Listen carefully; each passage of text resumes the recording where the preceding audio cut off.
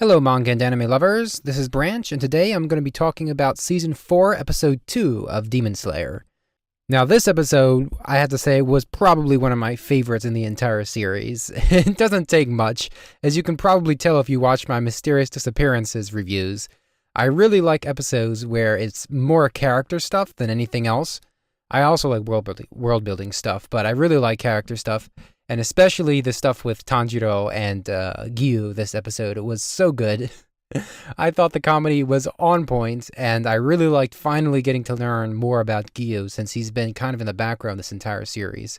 And this episode, he was brought to the forefront, and we learned all about his backstory, all about the reason why he was there in episode 1 near Tanjiro's house, and it even tied in the whole training stuff with Urokodaki and, oh my goodness, what's his name? I can't remember, but Urokodaki's student, the kid with the orange hair and the fox mask. So that being said, this entire episode was just about Tanjiro running around chasing after Tomioka and trying to get him to join the Hashira training stuff on behalf of the master who sent him a letter. I do remember in the previous episode, Gyu really didn't want to participate. He was kind of standoffish about it.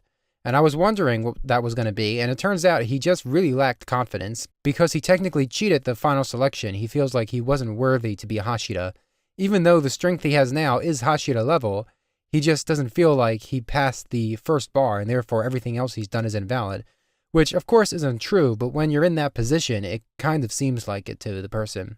I really love that we went all the way back to Urokodaki and the two ghost kids, and we brought them back again. It really gave me like a One Piece moment feeling right here.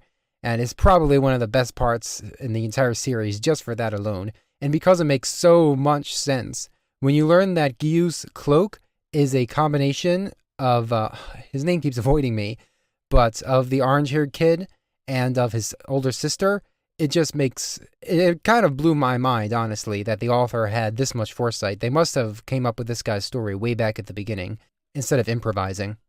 For the story itself, there's not much to talk about. It was very good, but it was kind of, I've already talked about most of it. And I was wondering where the ghost girl was, or rather the girl before she was a ghost, because I'm pretty sure the two kids took the final selection together, because way back in that arc, they both died at the same time, I believe. Though I could be mistaken, and they could have died at different times, and the demon was just recounting their stories together to make it sound like they died at the same time. But I really like learning more about the orange-haired kid, especially because he didn't have much character in the arc he was primarily part of.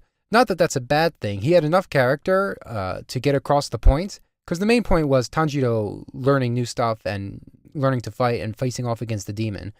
So the Ghost Kid's personal experiences were kind of to the side. We knew all we needed to know at the time, but now we know a whole lot more about one of them, and I just found that really good. And the fact that Tanjiro understands Gyu's pain because of all he's been through is just the icing on the cake. Absolutely fantastic. Love it. The only complaint I do have is that they kind of hammered in the Rengoku stuff a little too hard on the impact it had on Tanjiro, because he mentions that he knows what it feels like to wish that you had died instead of someone else. And I wish they had left it at that because it was obvious they were talking about Rengoku. I think they even flashed an image of him.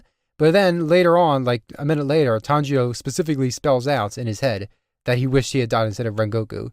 And I'm like, okay, you do one or the other. Don't do one. It makes me feel like you're treating me like I'm stupid or something. Either blatantly state it or imply it. But don't imply it and then blatantly state it as if it was supposed to be, some gotcha moment when it's super obvious. I don't know. Not that was a big flaw in the episode as a whole. It just kind of icked me. It just kind of bugged me a little bit. But aside from that, everything was absolutely fantastic. Tanjiro's persistence was amazing. It really brought the sides of the character that we don't see a lot back to the forefront. His silliness and his persistence. I really loved all that. Poor Gyu getting absolutely traumatized by Tanjiro following him everywhere, even to the bath because the master asked him to be persistent about it. I also really liked how the whole Gyu thing was wrapped up, in which Tanjiro brings back Inosuke's words from at the end of Mugen Train, and basically says that since you survived, you have a duty to carry on these people's wills. He doesn't say it like that. That's more like in One Piece terms, but it's the same idea. If someone gave their life to protect you, then you have a duty to carry on their will and what they wanted in the world. It's the very least you can do. to assume that you don't have any worth because of that is just baloney, because you had to have worth, because that's the reason the whole person threw their life away for you. So I really like that. I really enjoyed how Gyu finally faced his fears, his inner fears, and decided that he is going to try and carry on. Was it Kobito? No, something like that. The orange-haired kids will through the Hashira training. And then him and Tanjiro getting all buddy-buddy at the end was really nice, especially in the after-credits scene where he wants to go eat some more. The only other thing to talk about is that, again, I literally looked up her name when I edited the last video so I would remember it, and yet I don't. But Lady Tamo, something like that, she's actually coming to the Demon Slayer Corps' headquarters, and she's going to be working with Shinobu to do something. I can't remember if it was stated outright, probably poisons and stuff, and cures maybe?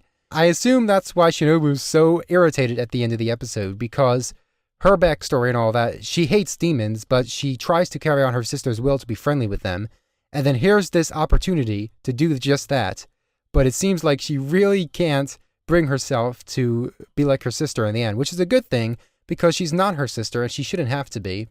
And really, Tanjiro is the one best suited for that kind of stuff, because he's the one with the more open heart. He's the one who's able to do that without straining himself. Whereas Shinobu should really just express her emotions better and be able to do her job. You know, not everyone can be super friendly all the time, and I think she's one of those people who can't. Kanowo, for once, actually saying what she wants to her master was really sweet, especially since it's been kind of building up over the course of the series, her being more and more straightforward. And I really like that Shinobu recognized that. And then, of course, we end off the episode with Shinobu about to tell us about the demon who killed her sister, which I figured might be important when we first learned about that way back in Season 1.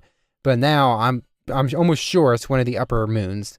Probably, if I have to guess, the really suave guy who was in some kind of sultan chair at the beginning of Season 2, of Season 3, I believe. Nothing much more to say. I really like the opening and ending, although they're a lot more low-key than the other openings and endings were.